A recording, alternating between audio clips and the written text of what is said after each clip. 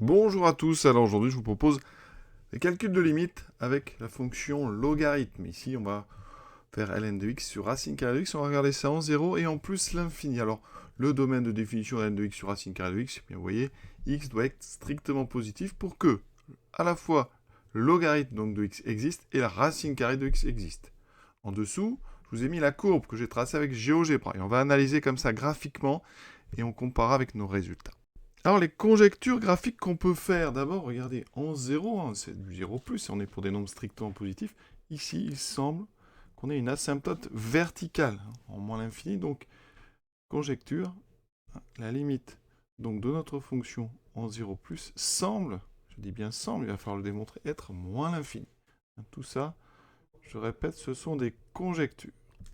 Et la deuxième conjecture qu'on peut faire, ici, il semble qu'on ait une asymptote ici, alors horizontale, alors la limite n'est pas forcément très claire, hein, mais limite de notre fonction en plus infini semble être une constante. Hein, voilà. Ça peut être 1, ça peut être un peu en dessous de 1, on verra ça.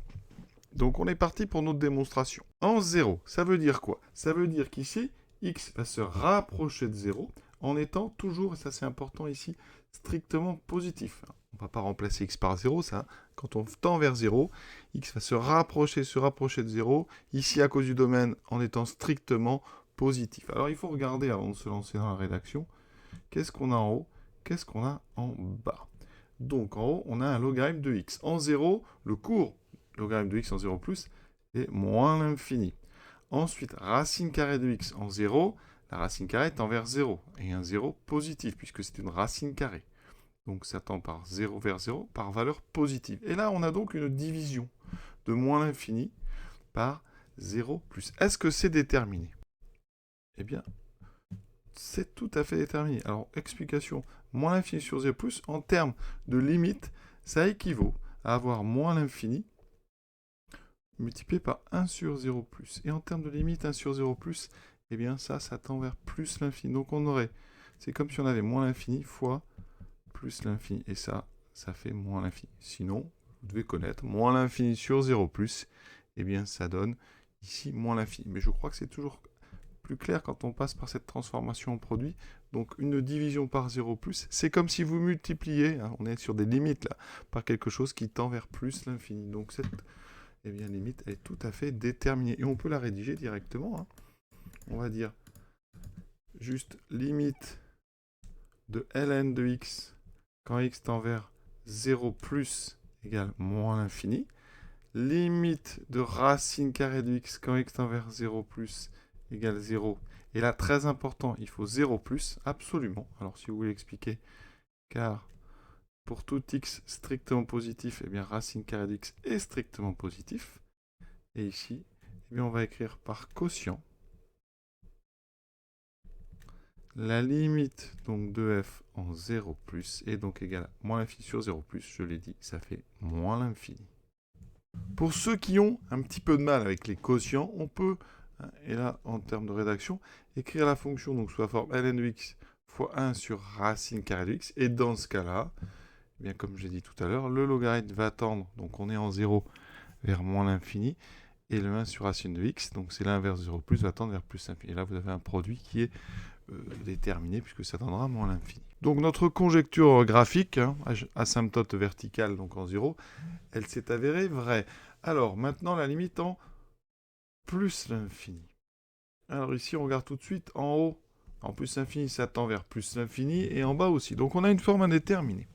Alors là, ici, il va falloir réussir à comparer le logarithme et la racine carrée de x. Et ça, c'est assez compliqué quand même, parce que ce qu'on a à notre disposition au programme de terminale, c'est ln de x sur x. Hein, ça, c'est une croissance comparée. Et on a même sur x puissance n, avec n, un entier, hein, non nul. Et ça, on sait eh bien, que ça tend vers 0, hein, quand x tend vers plus l'infini. Et nous, ici, racine carrée de x, eh bien, ça n'est pas une puissance entière. Donc, on ne peut pas utiliser ça comme ça.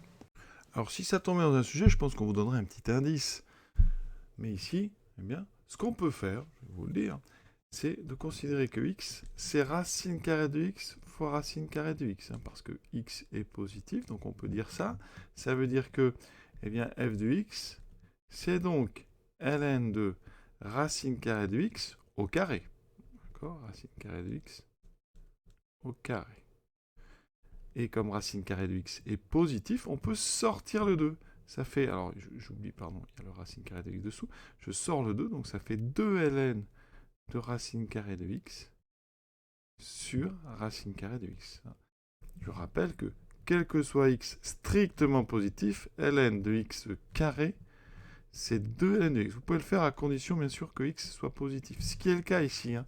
Ici, effectivement, racine carrée de x est strictement positif. Donc je peux sortir le 2, ce qui fait que j'ai toujours ici racine carrée de x qui est positif strictement. Donc le logarithme existe. Et donc, vous voyez, j'ai fait apparaître 2 fois ln de racine carrée de x sur racine carrée de x. Et ça, eh bien, on est là sur une croissance comparée, mais avec une petite composition avec racine carrée de petit x. Et donc ici, on va poser, alors, on pose en fait grand x égale racine de petit x, d'accord?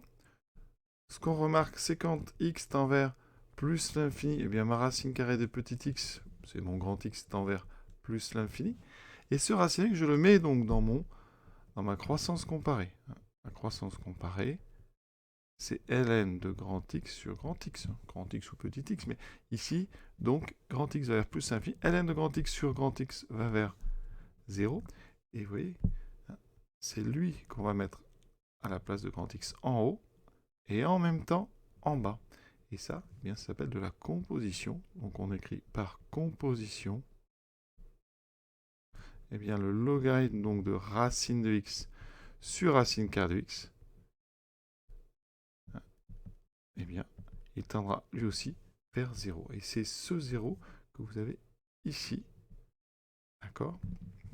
Et ça, donc, eh bien, c'est un raisonnement qui n'est pas forcément évident au départ, mais on va certainement au jour du bac, s'il y a de ce genre de choses, vous donner l'indice, mais vous devrez être capable de comprendre cette composition donc, de la fonction ln de x sur x, et à la place dans laquelle on met du racine carrée de petit x.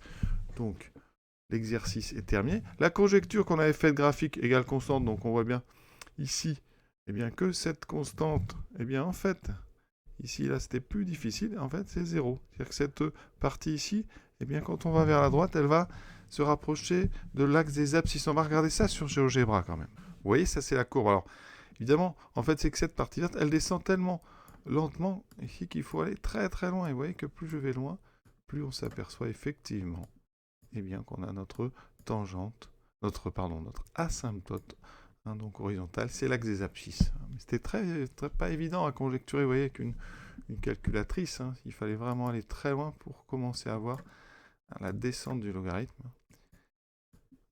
Et donc, on a terminé ce petit exercice donc, de recherche de limite avec du logarithme. À très bientôt.